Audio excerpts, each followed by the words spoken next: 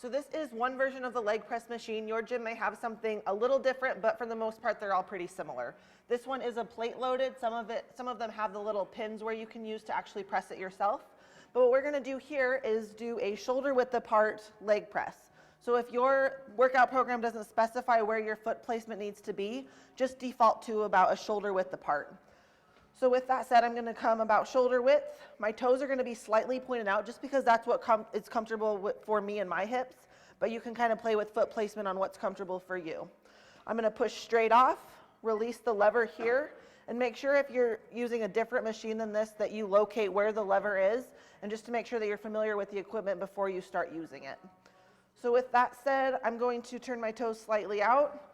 I'm gonna come down and press up. Most of my weight is into my heels, but I am keeping my toes planted as well just for balance. And a good thing to think about when you do this is trying to twist your feet out without actually having them twist out. So planting your big toe and twisting out, that's just going to help engage your hamstrings and your glutes in the backside, as well as using your quad. So if you do the leg press correctly, you're going to be using the entire portion of this upper leg here. So this would be shoulder width. Now if you see in your program wide stance, you're just going to come further out to the edges, maybe even a little higher based on how long your legs are.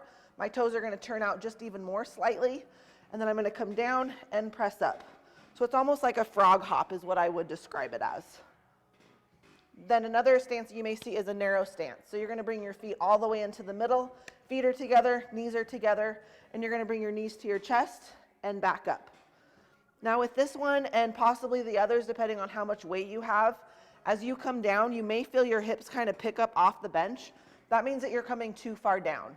So come down as far as you can while still keeping your butt on the bench, and then push back up. You'll do your set, and then you'll go ahead and make sure it locks into place, and then drop it back down. And that would be leg press.